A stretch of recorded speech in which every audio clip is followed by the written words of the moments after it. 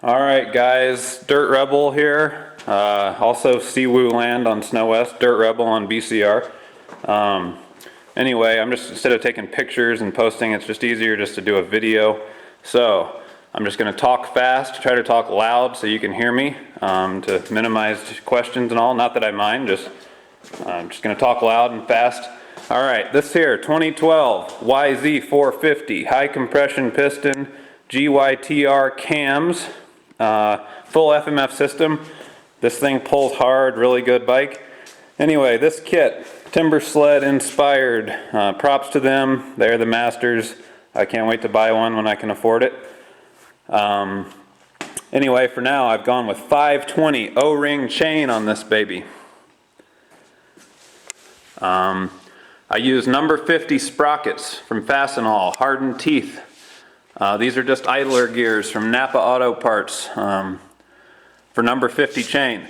On this one, to accommodate the 520 chain, I have gone ahead and machined down the sprockets. I've got this lathe mill combo machine.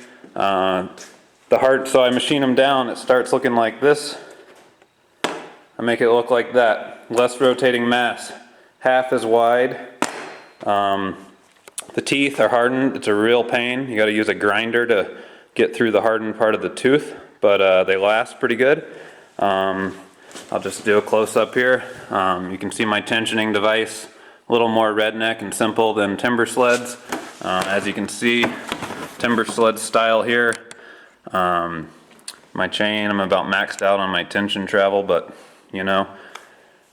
So it goes, keep my motors enclosed as much as possible.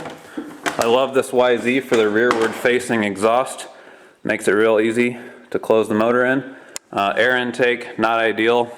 As you can see last night, I found a nice hole in my backfire screen.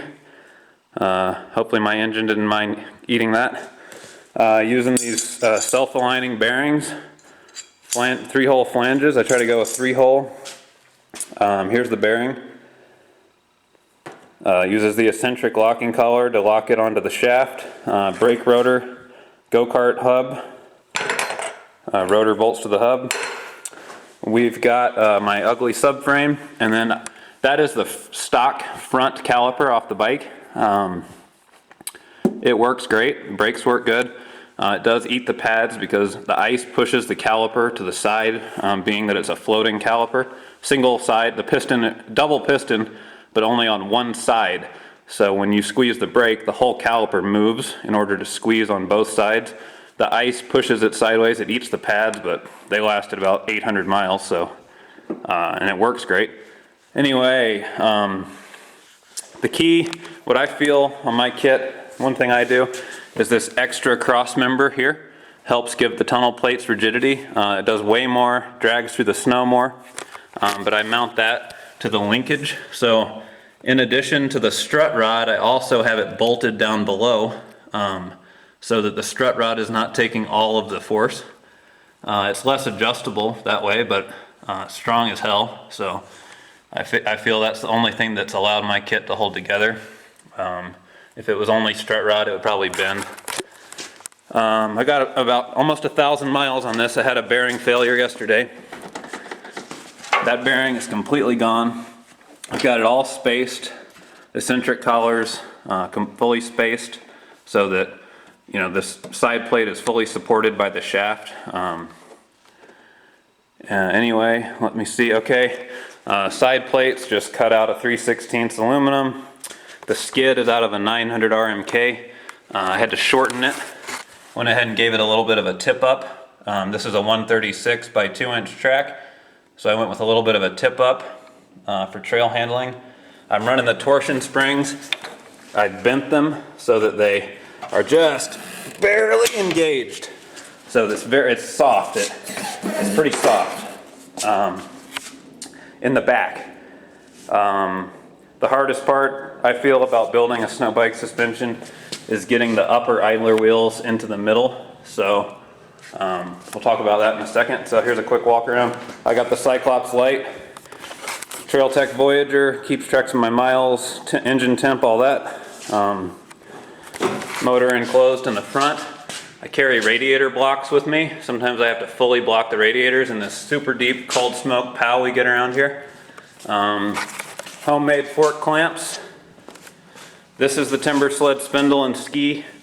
It's just easier than making my own. I don't have aluminum welding capability. Love it. Once again, I can't wait to just buy one. Here's the side of the subframe. You can see, I mean, I've just got it reinforced to the hilt. Good shot of the brake rotor. Side plates. I just come forward in order to accommodate this extra member. Anyway, once again, 136 by 2-inch track. Cheap gas can. Here's my tool bag strapped on at all times.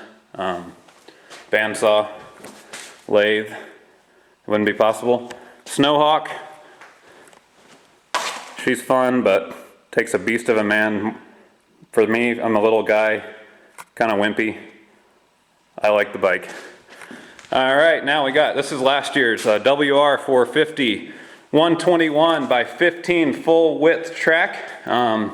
Polaris race snowmobile skid. This allowed me to just keep the upper wheels to the outside. Makes life a whole lot easier. Similar subframe, front caliper off the bike. We've got just the number 50 sprockets this time. No 520 on this one. Number 50 implement sprockets and DID number 50 implement chain. It's $50 for 10 feet. Seems to last pretty good. Maybe 5 or 6 rides. All spacered out. Aluminum spacers on the shaft. Tensioner, same thing. Redneck right here, same thing. Tensioner, timbersled styling. The number 50 is too wide on the sprocket, but I don't care. It just floats. Pretty redneck. I've got this motor. I would normally have more enclosed, but I haven't even ridden this bike this year. I got a ballistic battery. Lead acid's a lot better. I haven't had problems, but I'm sure I will. The Boondocker intake with siliconeintakes.com. Try to keep that carb warm. Like I said, I just threw this plastic on real quick for a quick shakedown cruise. Trail Tech TTO temp gauge. Then the front end, homemade fork clamps. Homemade ski, J&L Snowhawk style. Here's what it looks like from the bottom. This is one I bought from him with metal edge on it. Deuce bar, mine's identical, only without the metal edge, and the deuce bar is a little different, but very similar. Works pretty good, but the timbersled ski is way better. There's J&L's RMZ. Massive Cobra striking machine. Big air all the time. I got my radiators blocked, as you can see. I just carry pieces of plastic. I just shove them underneath my gas can. I always have a few extras for my buddies. You can see the better view of the brake caliper and the line routing, all that. Here's a better view of this frontal member deal. And there's the self-aligning 3-hole flanged bearing. A little, you know, good looking, decent, I don't know, not that great. Side plates, just sawzalled, hacked out, jigsaw. Drill, sawzall, jigsaw, whatever you can use. I put a coil over in here in lieu of the torsion springs in the rear. Super serious pain in the butt. But yeah, the rear arm is definitely the hardest thing to manufacture as far as building a snow bike goes. And the 121, the full width track, a lot of people ask me, you know, it's really fine. I mean, obviously the 12-inch wide is better, 12.5 is the bomb, but for ease of building, the wide one is not that bad. There's a process called track braking where you break the fiberglass rod you guys might want to explore. I haven't done it, but I hear it helps it flex on the edge. But I would say for all out rideability, stick with the narrow. And if you do go wide, don't go longer than 121 for sure. That's about it. I guess I'll show you where I keep my, underneath my gas can. See, I just keep these pieces. These are for radiator blocks. Drill some holes in them, have them pre-cut so you can stick zip ties. And other than that, here's the part number off the bearings I use.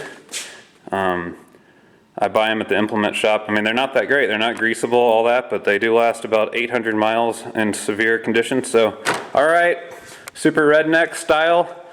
Now you guys know a little bit more about me and my kits, and I just want to give props once again to Timbersled.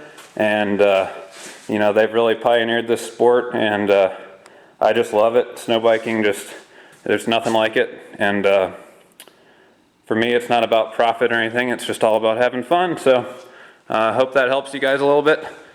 Peace out.